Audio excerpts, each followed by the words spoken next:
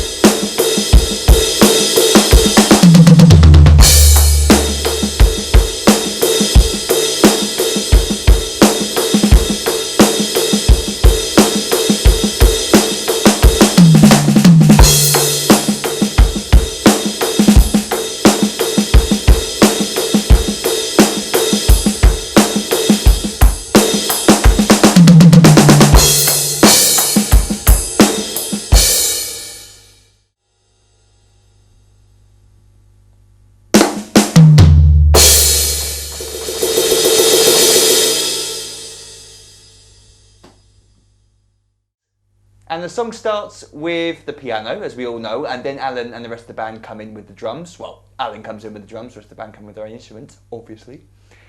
And this song really consists of one basic drum beat, which I'll go over in a moment, and then we're going to add to it to make it more complicated and sound more like the way Alan plays. So what we're going to do is we're going to skip the first bar and go straight to the second bar, because this is actually the basic drum beat we need to learn. And we can actually simplify it even more, but if we simplify it any further, it doesn't really sound like anything like the version that Alan plays. It sounds like something else. So let me show you what I mean. Here's what we're going to try and get eventually.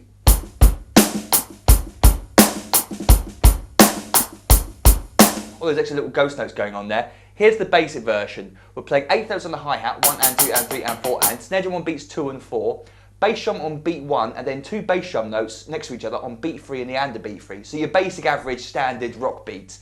1, 2, 3 and 4. 1, 2, 3 and 4. If all else fails in the song, that's the drum beat to play, okay? That's the one to aim for. That's your bog standard rock bottom foundation to build on. The next stage is certainly more interesting but requires some technique. We're going to play ghost notes in between some of those hi-hat notes.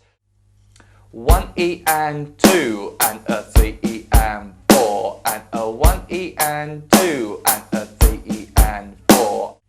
Okay, let's move on. So level 2, the next level up, and there's a variation that occurs occasionally, not every time, not every bar, but when it does happen, it happens in the same place each time. On the of beat 4, let's look at bar 3 of line 1 of verse 1, you can see at the end of that bar there's a little slash through the last 16th note. That means that that note is doubled up with the same hand. So what we're doing there is playing 2 notes in that same space with the left hands, which roll into beat 1 on the hi-hat of the next bar. From beat 4 sounds like this. 4 and a 1, 4 and a 1. So we get 4 and left, left, right, left, left, right. So here's another little loop you might want to try. Left, left, right, left, left, right, left, left, right.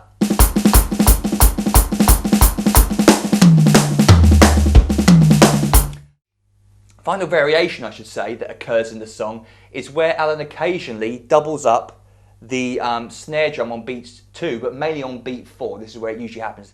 1 E and 2 and a 3 E and 4 E and a 1 E and 2 and a 3 E and 4 E and a 4 E and a. Up to speed.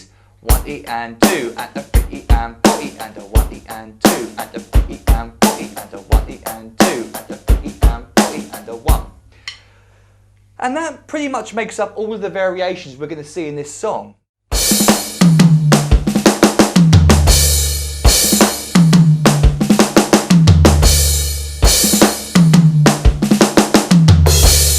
And And that's a nice little variation there at the end, double crash cymbal on the of beat 4 if you wanted to. I like to do that kind of stuff. Sounds cool. A 1 and 2 E and a 3 and 4 and 1. And again, a 1 and 2 E and a 3 and 4 and 1. And it's right up to speed. This drum fill always got me. I could never work out how he played it. It's like, how can you play those notes so fast and not get confused around the drums? I could never work it out. Well, the key to it is technique, and it's being able to play a double stroke with one hand. So a double note with one hand, in this case the left hand. So I used to try and work out how to play it single stroke, which you can sort of get away with, but it requires a lot more energy, a lot more movement, and if you can get your double strokes down, you're going to be able to play a lot easier, a lot smoother, and it's a good technique to learn anyway. 1 E and 2 and a 3 E and a 4 E and a 1. 1 E and 2 and a 3 E and 4 E and a 1. So you can see there's a few variations I tried out there. Bass drums being left in, bass drums being left out. Do what you want, whatever. But that is worth learning because it's cool. And live, Alan likes to play a little bit of, he likes to double up some of those bass drums into two notes like this.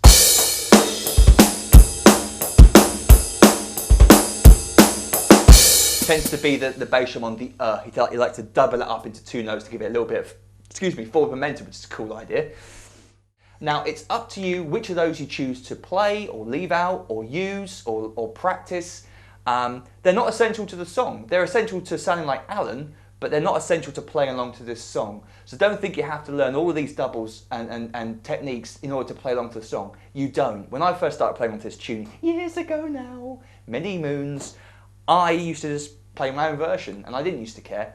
It's nice now to be able to look back on it and go, oh, that's what he's playing. Oh, okay, cool, okay. But don't let the technicalities of some of these patterns put you off on playing along to the song.